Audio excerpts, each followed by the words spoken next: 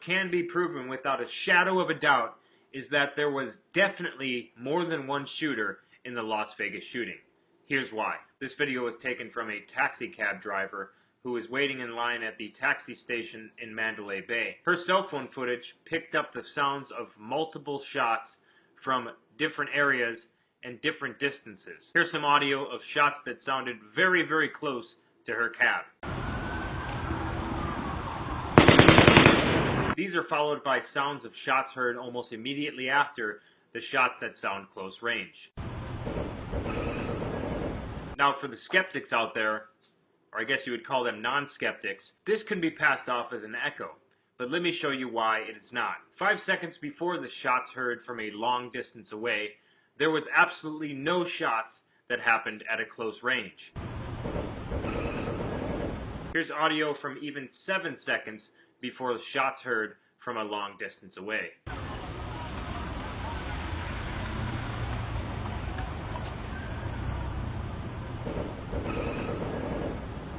Compare this to this. Completely different sounds from completely different distances. There was also audio from a police scanner that said that there was a second shooter on the 4th floor. We just spoke with security at Mandalay Bay. They're saying they have shots fired on 29 and 32nd levels. It sounds like it's confirmed there are at least 2 shooters with fully automatic weapons. Units now advising no force probe teams into Mandalay Bay. There's possibly another suspect on the 4th floor. This audio makes a lot of sense when you hear the close-range shots versus the long-range shots. Now, I've stayed at Mandalay Bay at least 10 or 15 times, so I'm very familiar with the hotel. A lot of people are citing the picture of the hotel that the mainstream media is showing, with only 2 windows blown out at the 32nd floor. But the fact of the matter is, in hotels like this in Vegas, where it's extremely windy, windows blow out all the time. As you can see here, this is a picture taken from someone on the ground today at Mandalay Bay, showing that multiple windows were actually blown out during the shooting. Now, there's 2 questions that remain here. If the shooter was only on the 32nd floor, and there was truly only one shooter, why would he need to break out 2 windows to shoot, when everyone is reporting that all of the ammunition and weapons that were found in one room? Why is the media reporting that the shooter rented 2 rooms? Now, as you can see here, people are saying that it was a suite and both windows were a part of one single room. I've stayed at Mandalay Bay many times. These are definitely 2 rooms. Why would the shooter break out one window, shoot from that window, and then run to a completely different room and shoot from a completely different angle, while all of his ammunition and weapons were in one room? Now, I will touch on some things that can't be proven, but the one thing that definitely, certainly can be proven by audio from the cell phone footage of the cab driver is that there were more than one shooter. Close range, long range. No echo leading up to the long-range shots heard in the distance.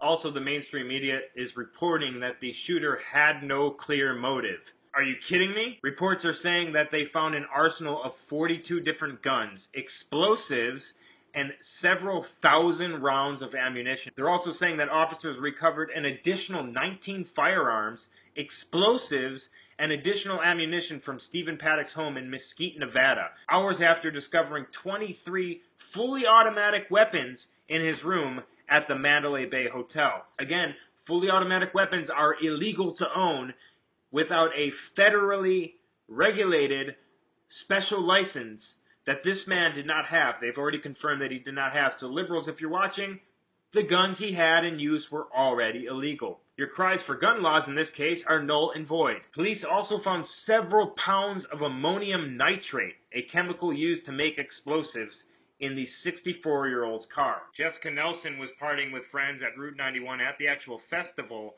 when she heard the rifle fire. She said, "We heard popping sounds that sounded like fireworks, and then she heard a lot of single shots." Another Australian man named Brian Hodge who he claims was staying in the room next to the shooter who opened fire. Hodge claims that he was able to escape the hotel, but found himself forced to hide in a bush for several hours until after the event unfolded. Here's what he says. He says, there were multiple people dead and multiple shooters. He said he was just waiting and hiding in the bush for several hours until police came. He says, again, there were multiple people dead and multiple shooters. Right here.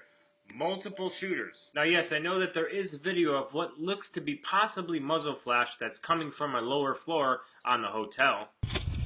It seems like it's coming from up there. Oh, shit. There. Oh, shit. But again, I cannot confirm without a shadow of a doubt that this was, in fact, muzzle flash. Film there at 35. I haven't seen any flashes from Mandalay, but if it is coming from Mandalay, there is a strobe light coming from one of those windows on the east side. But there was definitely more than the 2 windows they are showing you that were blown out during the shooting.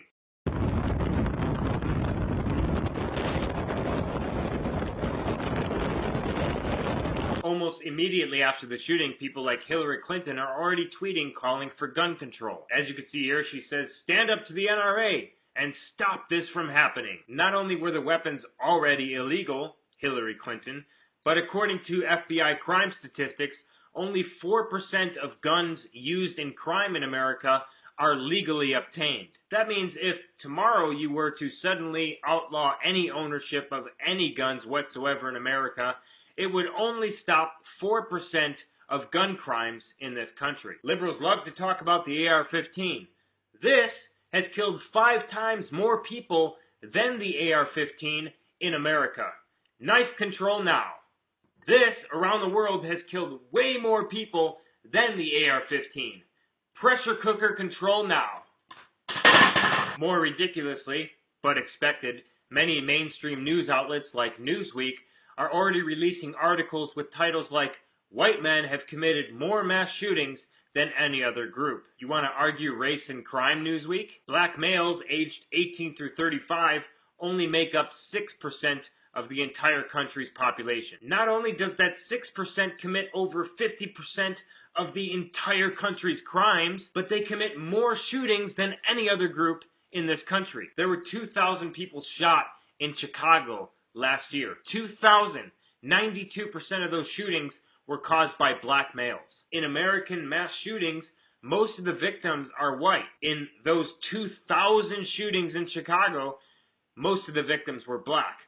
Are you saying that white lives matter more? So aside from the fact that only 4% of guns that are used in crimes are legally obtained in this country, which completely debunks any gun argument whatsoever, aside from the fact that there were definitely more than one shooter in this particular shooting, we are definitely being lied to in this case. Now again, like I said, I don't really want to get into the conspiracy theory type things here in this video, but there is a story out right now on 4chan posted by an alleged police officer who was one of the first responders inside the room, who said that this was actually a sting operation gone wrong. He says that Paddock was setting up a sting operation to sell guns and bombs to a terrorist organization, and it went wrong, and they shot Paddock and carried out a terrorist attack. This would explain why he had several explosives in his room. This would explain why he had bomb-making chemicals and materials in his car and in his room. This would explain why he had several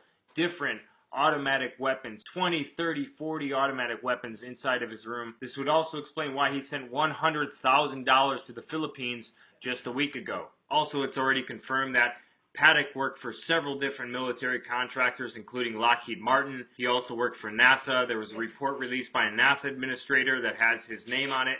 So that theory would actually make a lot more sense than any other theory out there. And I guess we'll just have to wait for our intelligence agencies to tell us more, who are pretty much incompetent. As Director Tenet has pointed out, Secretary Powell presented evidence last week that Baghdad has failed to disarm its weapons of mass destruction.